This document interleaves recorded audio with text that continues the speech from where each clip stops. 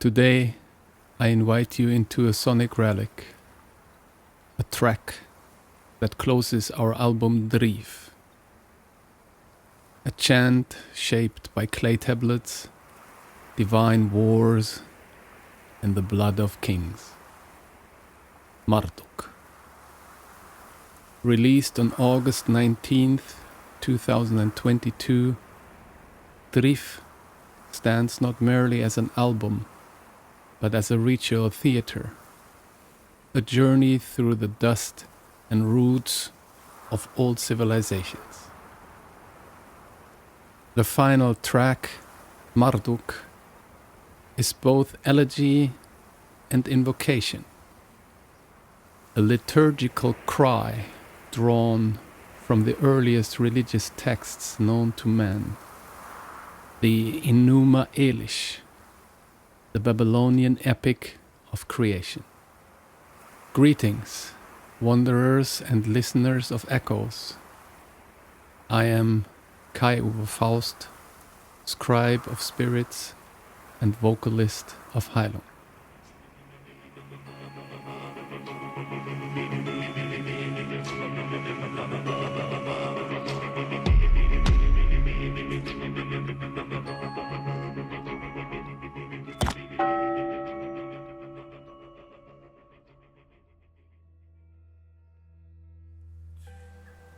The birth of Marduk.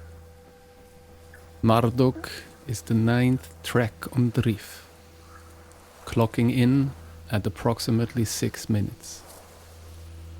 The composition was born of a need to voice a forgotten pantheon, not one of the Norsemen, but from the sand-scored lands between the Tigris and the Euphrates. It is a place where gods had faces of lions and kings inscribed their triumphs on stone. When I opened the Enuma Elish, that monumental Mesopotamian creation myth, I was struck not just by its poetic grandeur, but by the divine brutality it described. The triumph of Marduk over the primordial chaos goddess Tiamat, and the creation of the world from her carcass, mirrored other stories I knew. The oldest stories are always violent. Our process was ritualistic. The names of Marduk, 50 in all, were chanted, carved, and rehearsed. They came from the 7th tablet of the Enuma Elish, a litany of divine entities, each describing his power, each carrying the weight of ancient voices. The Enuma Elish and the 50 names. The Enuma Elish is older than most of the world's scriptures.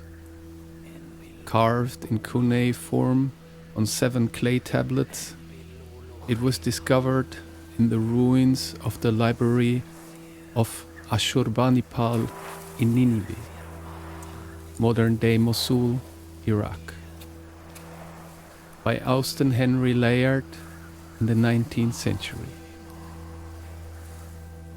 It dates to around 1100 BCE, though it may be far older in oral tradition. The myth recounts how Marduk, a young god, defeats the chaos monster Tiamat, who seeks to destroy the divine order. He splits her body in two. One half becomes the sky, the other the earth. From her eyes flow the Tigris and Euphrates. Marduk becomes king of the gods and fashions humankind from the blood of Tiamat's slain ally, Kingu. This myth, a cosmic murder to establish divine law, is echoed in Norse, Hindu, and even Christian texts. But the Enuma Elish is especially raw. Its divine protagonist is not gentle. He is ruthless, chosen by the gods because he alone possessed the fury and cunning to challenge chaos. On the 7th tablet, Marduk is given 50 names, titles that encapsulate his newly acquired power. Each name is a symbol, each an echo, conquest. Amar Utuk, calf, the sun. Tutu, restorer. Namaru, shining one. We intoned them as spells, as ancient passwords. In the song, I did not simply recite them, I invoked them. Marduk, the deity and his worship. Marduk, whose name may mean bull calf of the sun or solar sun, was the patron deity of Babylon. As the city rose in prominence, so did he, absorbing the roles and identities of other gods, in a process scholars call syncretism. By the reign of Hammurabi, around 1800 BCE, Marduk was supreme among the Mesopotamian pantheon. Worship of Marduk was centered in the Esagila temple complex and the towering Etemenanki ziggurat, often considered the inspiration for the Tower of Babel. Here, rituals were performed to maintain Ma'at, cosmic balance. High priest bathed statues in sacred rivers. Processions carried his idol through the streets during Akitu, the New Year festival. The Akitu festival was brutal. The king was humbled, stripped of his regalia, beaten by the priests, and forced to confess his failures before Marduk. If tears were shed, the god was pleased. Only then could divine favor be reaffirmed and the king recrowned. It was a theater of submission and resurrection,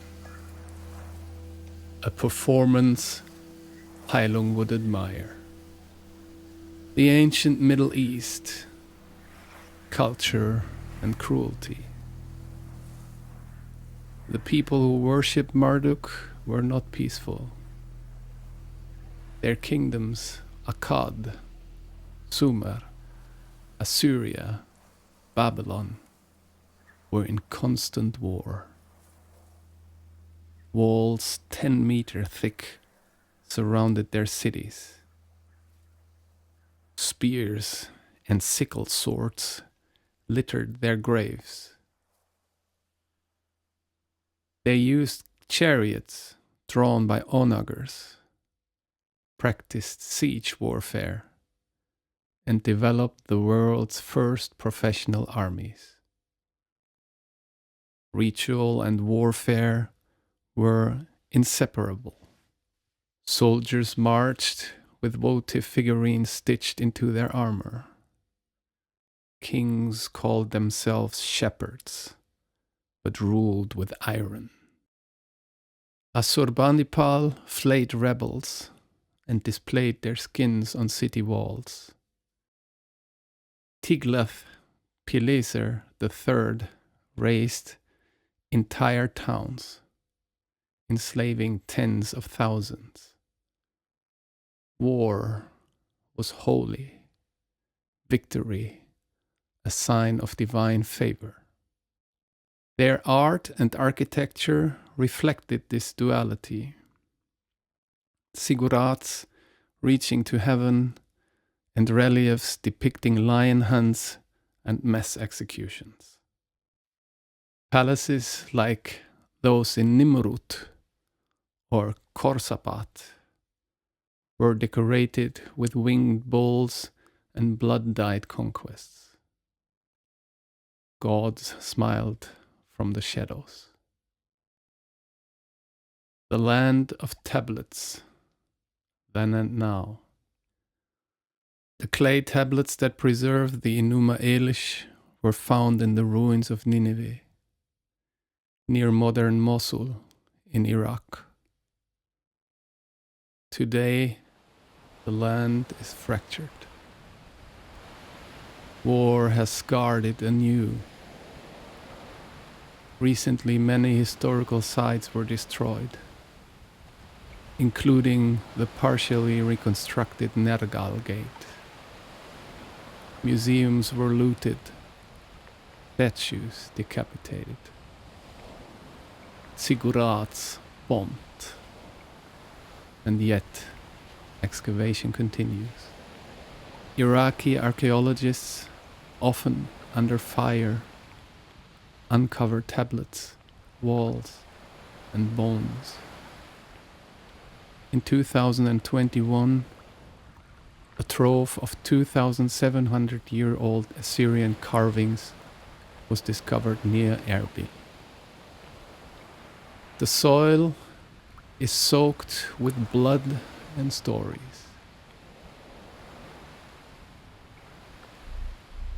The cuneiform script, wedge-shaped marks pressed into clay, speaks across millennia. It tells of grain shipments, love poems, omens, and kings. It speaks of Marduk. We owe it to the scribes of antiquity that we can summon his name in a song today. Why did Heilung choose to make a song rooted in the Middle East? Why would a band so deeply anchored in the myth and marrow of Northern Europe, of runes and ravens, choose to channel a god born under the heat and dust of Mesopotamia? Why summon Marduk, the warlord of Babylon, in a Heilung ritual? Because myth is a river, and all rivers begin somewhere. At Heilung, we do not see the world as divided into modern nations or sealed spiritual systems. We see a web, an ancient network of cultural breath, where ideas, metals, and gods traveled further than modern maps allow. The story of Marduk is not foreign to Scandinavia. It is ancestral. The Enuma Elish, that brutal birth cry of the cosmos, speaks of divine conflict, of a world carved from chaos. Is this so different from Odin's self-sacrifice on Yggdrasil? Or the bloody forging of the world from the body of Ymir? These myths are brothers, separated by geography, united in purpose. Mesopotamia gave the world writing. It birthed the city. It mastered bronze and later iron. The very materials used in the Nordic blades and axes that would shape our northern sagas. Trade routes, often older than the languages we speak, brought tin, amber, and song from one end of the known world to the other. Scandinavian peoples, long before the Viking Age, reached far beyond their fjords. Amber from the Baltic has been found in Sumerian tombs. Viking traders and mercenaries later journeyed along the rivers of Rus to the Black Sea, and from there into the Eastern empires. Silk from China, coins from Baghdad, and myths from Babylon flowed into the north like veins of gold. In performing Marduk, we do not break with our roots, we deepen them. We reach into the soil of history, a soil shared by all humankind, and drink from it. We honor the spiritual ancestors of writing, of metallurgy, of ritual kingship and sacred warfare. To sing Marduk is to remember where the blade was first cast, where the first god fell, and where the first human, trembling, wrote his prayer in clay. Heilung is not just Norse. Heilung is not just Germanic. Heilung is what has healed humanity from the dawn of fire to the silence of the grave. In our performance of Marduk, we do not recreate the past. We evoke it. We awaken it. The chant is not nostalgia, it's conjuration. Through this track, we sought to bring forth the voice of a civilization that has shaped us all, though we may not know it. In invoking Marduk, we bow not only to a god of old, but to the fierce creativity of humanity, the kind that birthed worlds from chaos. This is not merely music. This is ritual. This is healing. This is Heilung.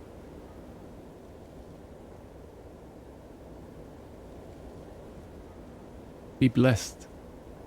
Be bound. Be broken. Be reborn. Let us then proclaim his 50 names, translated by E.A. Spicer. He whose ways are aureous, whose deeds are likewise Marduk, as An, his father, called him from his birth, who provides grazing and drinking places, enriches their stalls, who with the flood storm his weapon vanquished the detractors, and who the gods his fathers rescued from distress. Truly, the son of the sun, most radiant of gods is he. In his brilliant light may they walk forever, on the people he brought forth, endowed with life. The service of the gods he imposed, that these may have ease. Creation, destruction, deliverance, grace shall be by his command. They shall look up to him. Maruka is the god, creator of all, who gladdens the heart of the Anunnaki, appeases their spirits. Marutuku, verily, is the refuge of the land, protection of its people, and to him shall the people give praise. Parashakusu stood up and took hold of its reins. Wide is his heart, warm his sympathy. Lukaldim Frankia is his name, which we proclaimed in our assembly.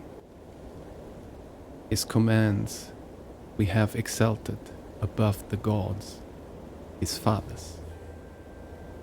He is Lord of all the gods of heaven and earth, the king at whose discipline the gods above and below are in mourning.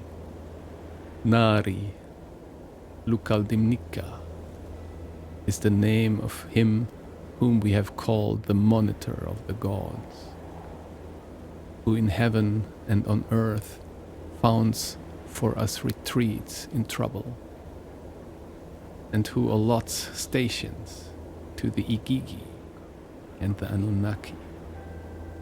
At this name the gods shall tremble and quake in retreat. Asaruludu is that name of which Amu, his father, proclaimed for him. He is truly the light of the gods, the mighty leader, who, as the protecting deities of gods and land, in fierce single combat, saved our retreats in distress. Asaruludu, secondly, they have named Namtilaku, the god who maintains life, who restored the lost gods as though his own creation, the Lord who revives the dead gods by his pure incantation, who destroys the wayward foes. Let us praise his prowess. Asaruludu, whose name was thirdly called Namaru, the shining god who illuminates our ways. Three each of his names have Anshar, Lamu, and Lachamu proclaimed. Unto the gods, their sons, they did utter them. We have proclaimed three each of his names.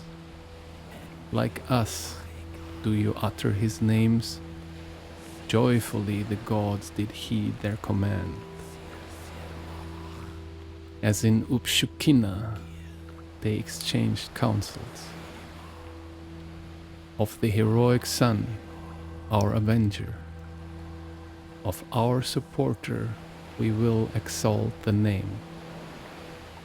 They sat down in their assembly to fashion destinies, all of them uttering his names in the sanctuary.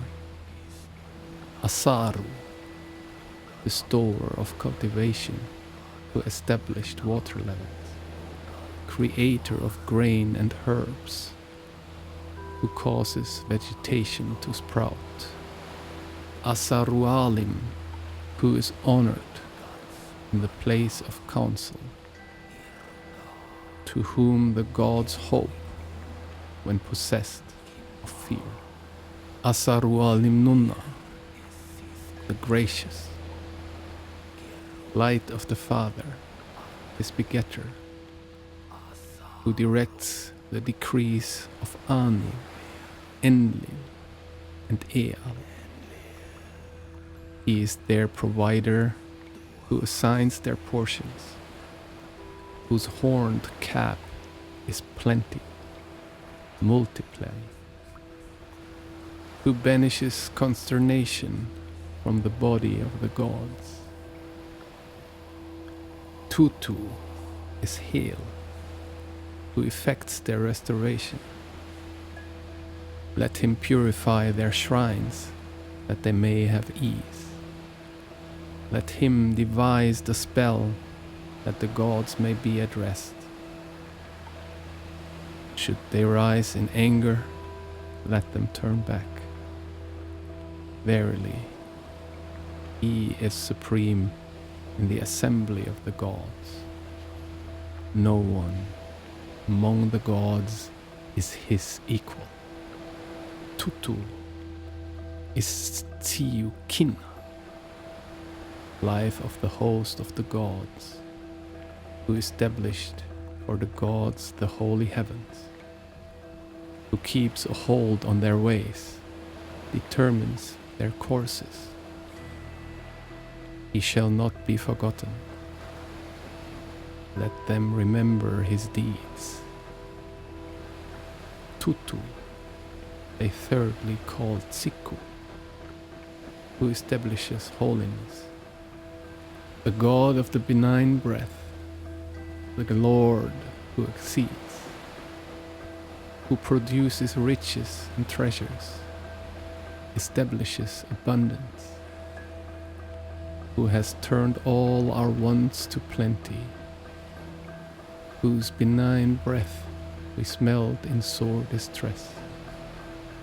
Let them speak, let them exalt, let them sing his praises. Tutu.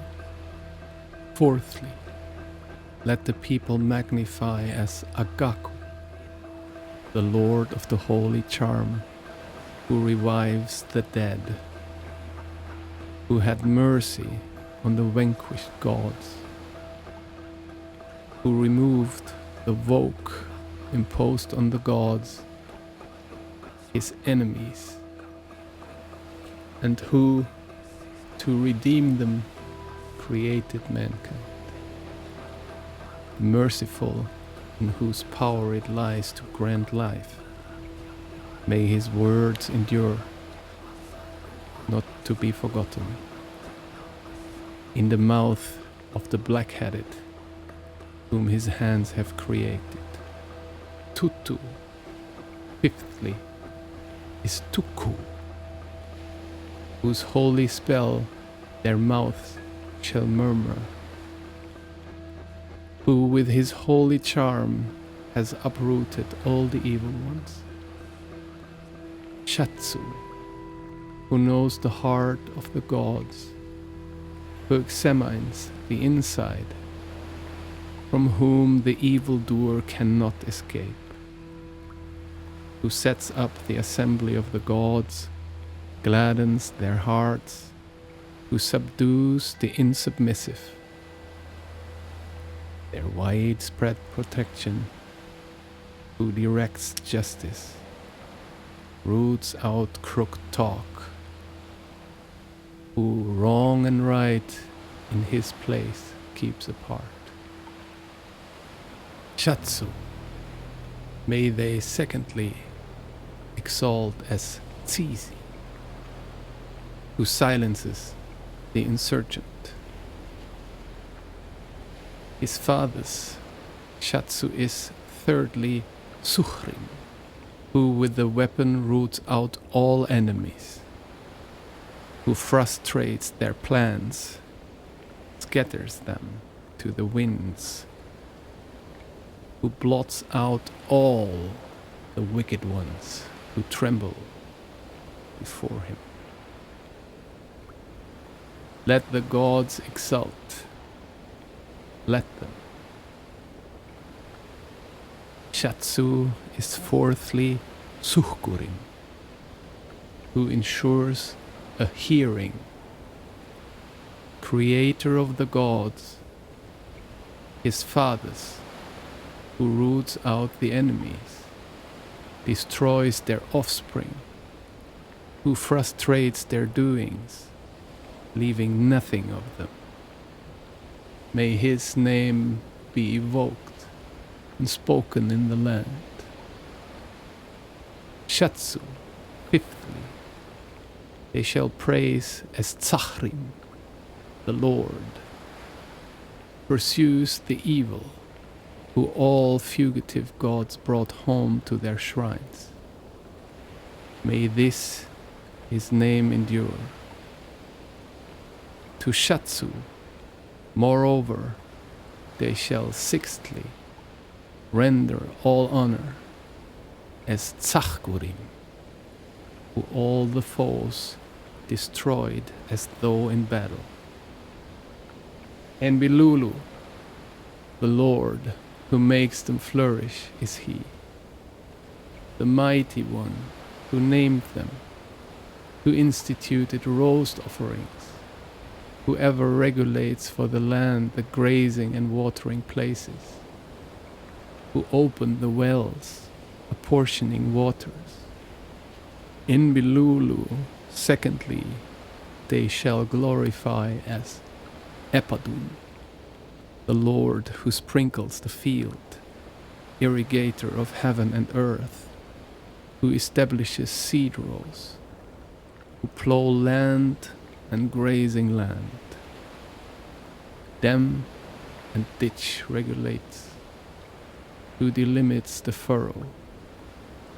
Enbilulu, thirdly, they shall praise as Enbilulu Gugal, the irrigator of the plantations of the gods, Lord of abundance, opulence, and of ample crops, who provides wealth, enriches all dwellings, who furnishes millet, causes barley to appear. Enbilulu is Hufgal, who heaps up abundance for the people's consumption, who causes rich rains over the wide earth, provides vegetation. Sirsir, who heaped up a mountain over Tiamat, who the corpse of Tiamat carried off with his weapon,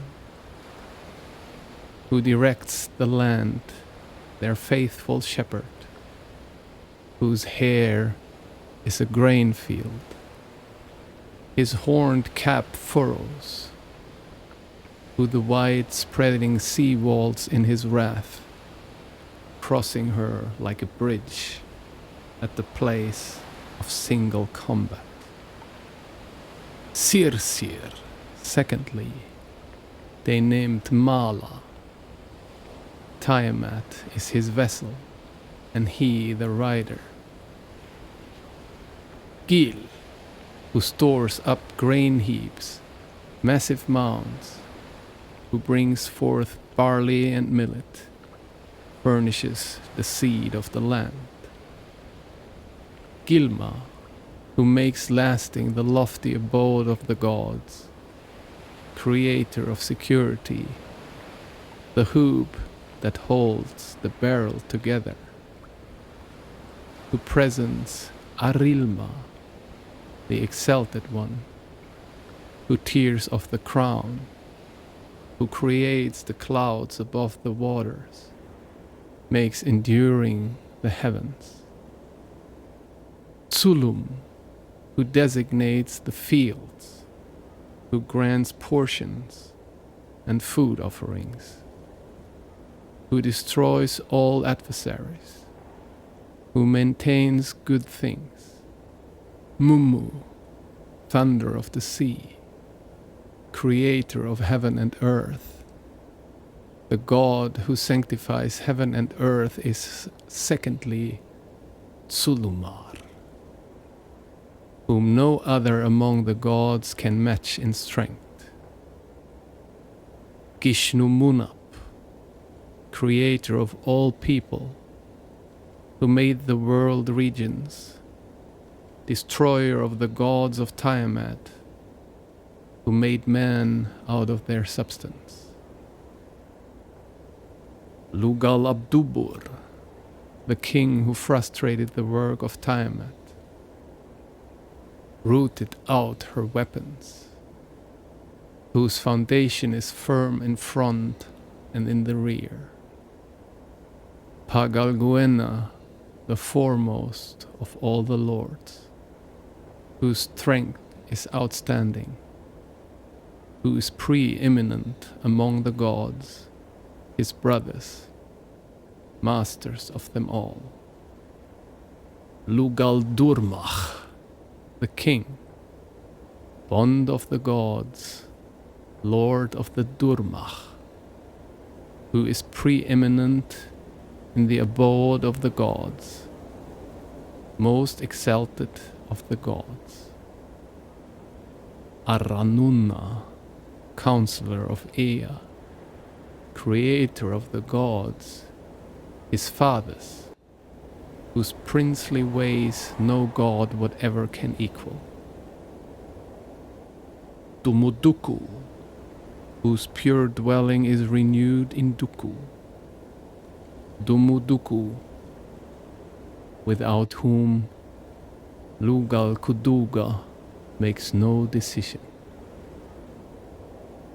Lugalana, the king whose strength is outstanding among the gods. The Lord, strength of Anu, who became supreme. Lugaluka, who carried off all of them amidst the struggle, who all wisdom encompasses, broad in perception. Irkingu, who carried off Kingu in the thickness of the battle, who conveys guidance for all, establishes rulership. Kinma, who directs all the gods, the giver of counsel, at whose name the gods quake in fear, as at the storm. Isiskur shall sit aloft in the house of prayer. May the gods bring their presence before him, that from him they may receive their assignments. None can without him create artful works. 4 black-headed ones are among his creatures. Aside from him no god knows the answer as to their days. Gibil, who maintains the sharp point of the weapon, who creates artful works in the battle with Tiamat, who has broad wisdom,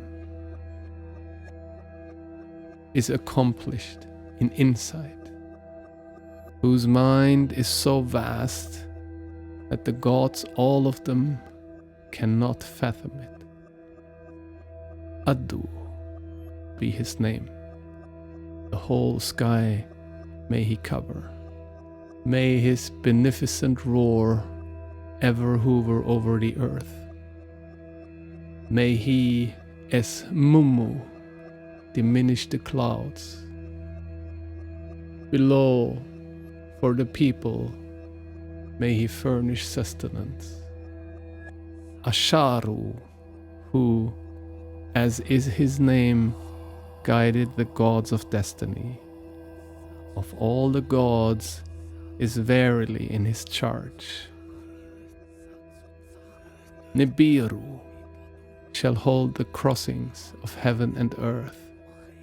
Those who failed of crossing above and below, ever of him shall inquire. Nibiru is the star, which in the skies is brilliant. Verily, he governs their turnings. To him indeed they look, saying, He through the midst of the sea, restlessly crosses. Let crossing be his name, who controls its mist. May they uphold the course of the stars of the heaven. May he shepherd all the gods like sheep. May he vanquish Tiamat. May her life be straight and short.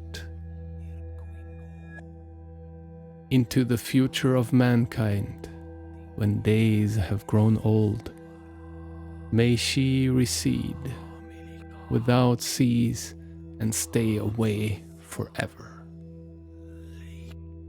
Because he created the spaces and fashioned the firm ground. Father Enlil called his name Lord of the land, when all the names which the Igigi proclaimed Ea had heard, his spirit rejoiced. Thus, he whose names his fathers have glorified, he is indeed even as one. His name shall be Ea. All my combined rights he shall administer. All my instructions he shall carry out.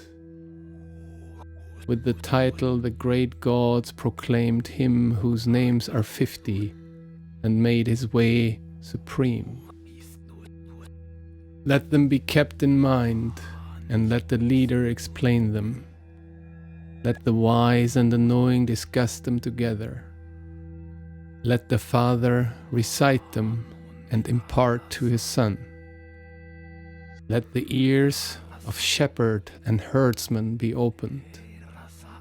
Let him rejoice in Marduk, the Enlil of the gods, that his land may be fertile and that he may prosper. Firm in his order, his command unalterable. The utterance of his mouth no god shall change.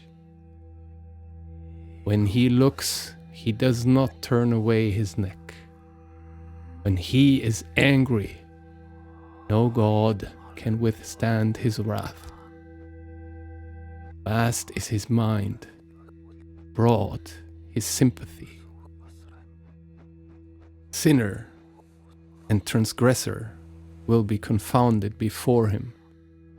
The teaching which the leader has voiced in his presence. That was the 50 names of Marduk, the translation from the original tablet. If you're still awake by now, I wish you a beautiful day.